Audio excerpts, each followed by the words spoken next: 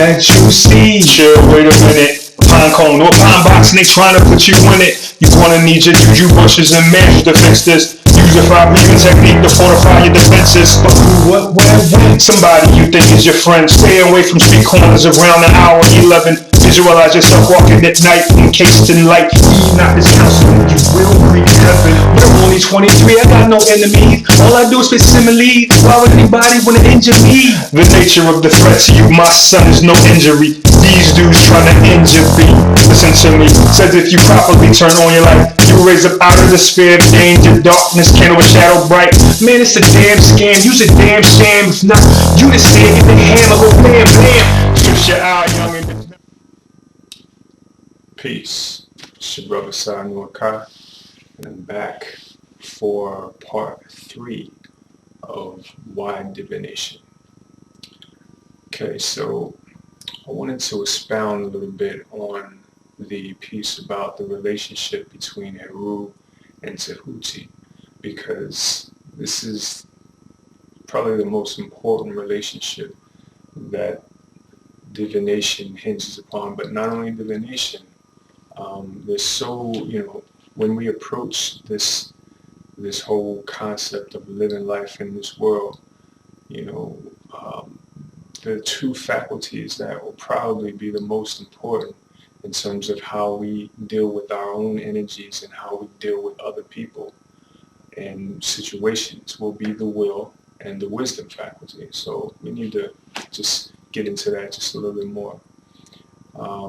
Okay, so basically what we have in the will is, the will is that aspect of us that's guided by the solar, right?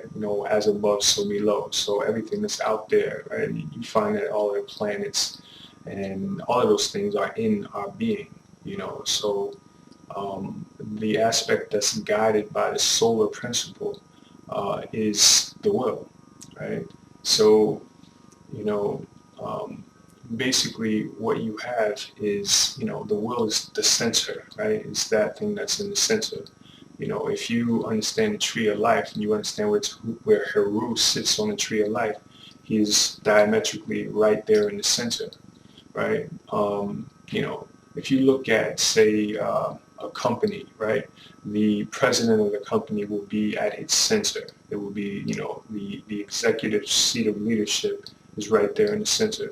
So, what you have, in a younger developed Heru, right? An undeveloped Heru is self-centeredness, right? To the negative, right? Where Heru, where a positive Heru would be, the strong executive leadership that sits in the center and is circumspect, right? Takes all aspects, into consideration when making a decision or whatever.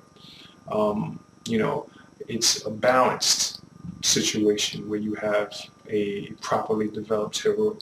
Where that Heru is undeveloped or immature, right? What you get is a self-centeredness kind of thing, right? You get arrogance, right, on the negative side. Because remember, Heru and Set are, very much the same energies, right?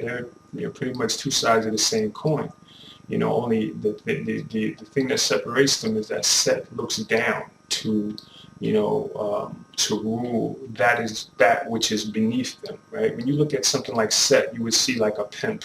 A pimp would be a Setian character, right? Anyone who looks to take advantage of that which is lower than them, right? That's a Setian emotion. I'm going to take advantage of the situation. I'm going to pimp the situation, that type of thing. I'm going to use the leadership that I have, my charisma, my leadership, my, dictatorial ability to subjugate that which is lower, right? Whereas Heru now, right, looking towards the high ideal, which is his father, Heru says, I'm going to, take my energy, my bright, forward energy to uplift that which is lower, right?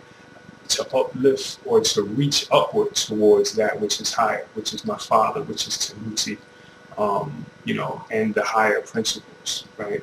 Heru is now going to take the responsibility on himself, right? So he's going to put the world on his back and go ahead and be the hero, right? So, so back to the analogy of, the younger Heru, the undeveloped Heru. This is, when you're looking at a young developed Heru, think about a teenager, right? In teenagers, what you have is, that, these people just came into their independence to, their level of personality is starting to take shape. They're starting to, understand who they are, kind of what they like. They want where their head to the side. You know what I'm saying? They want to kind of, get their swag on, that type of thing, right? These are all, expressions of these people coming into their independence, their Heru, their solar, right? That light is shining on them, and they are, experiencing it. They're experiencing a level of independence. Along with that comes that energy, right? In the teenage years, we go through crazy hormonal issues where, it's all about, it's a fiery thing. It's a testosterone increase that happens. You know what I mean? For young men, we start getting our stank on, our funk, you know what I mean?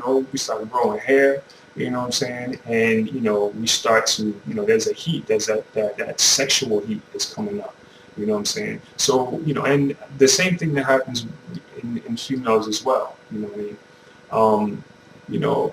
But females have also at their disposal, they have estrogen, more estrogen than a man has, and estrogen works to kind of balance that a bit, whereas, men, if we don't, have some activity to kind of get into, to curb that, then we have a strong possibility of that energy going 10, or negative, right? With that energy, on a negative, what we have is it basically expressing itself in a young person who's, prone to, violence activities. Basically a young person that doesn't listen because, the sun is vibrant. It gives off energy, gives off light, right? It doesn't receive much, right? So, you have in a young Heru, right, or a young, vibrant individual, you have somebody who's not so receptive, unless that type of receptivity is cultivated. What I'm saying is that where the wisdom traditions, right, or where Tehuti, right, the wisdom traditions aren't, cultivated in a younger person, right, usually what you'll have is someone who rebels against, to a degree, because all children ain't like that. All teenagers aren't like that. But, to a large degree, you can't tell them nothing, right? So they rebel against advice, right? They rebel against, the quote-unquote wisdom traditions, right? This, ancient knowledge or whatever is, you can't sit down and teach a teenager about Tehuti, right? Just don't want to know. Right, he's got so many other things he got to do. You got to go out and play football or get with this girl or whatever you got to do. That's why it's actually important to keep, young teenagers, or just teenagers, period, involved in some sort of physical activity to occupy that energy that they have, right? So, and as well, it's important to cultivate an understanding of the wisdom traditions, a respect for the wisdom traditions in a young age for your teenagers, because when they get to that Heru stage, they're going to want to rock off what they know and what they're about to learn. They're going to want to take that responsibility of being grown, quote unquote. We all grow up faster than we should. Yeah. So right. So I'm speaking on the Heru Tehuti thing. So in the story, it's not just that Heru comes of age, goes to Tehuti, and wins the battle is set. No, he comes of age, has many battles, and loses, or achieves a stalemate, right? That's about this whole principle that I'm talking about right now. He goes to battle set, just taking on the responsibility. Let's just go. Let's do it. Rather than sitting back and saying, wait, what's the best way to do this? Let me get some advice on this situation. And so, what you have is the loss or the stalemate. So again, this is the key about that relationship. The key is that where you have this young, vibrant, willful energy, right? And it's not necessarily always young because, we have Herus that are old. Most of the Herus are old because Heru also deals with experience and expertise, and this comes with age and experience. So, basically, in that Heru piece, you have someone who doesn't naturally, whose first inclination is not to go and get advice. His first inclination is usually to move, right? So, but, when we go back to the story, we understand that, there is a need for the spirit in man to go and seek some wisdom, some knowledge before trying to go conquer the world or be the hero or, just do whatever it's trying to do. So that's that. Yeah, let me know what you think. 11:27, I was released from a tomb of an ancient latter day at 11:27 on a Saturday. Previously groomed in the arts and metaphysics and magicry, all with disorder, intellect, to clear the trash away. Since an artist, my mother was moving on samba music and had the way in my belly basket days. Priestly cattle lives is here what I have to say, and these days it's a drastic path to have to navigate. I'm the last cat to rap this way, yo.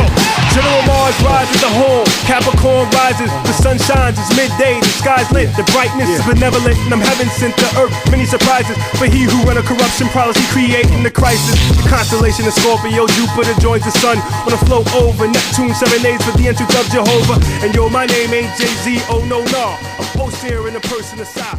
I know I cop.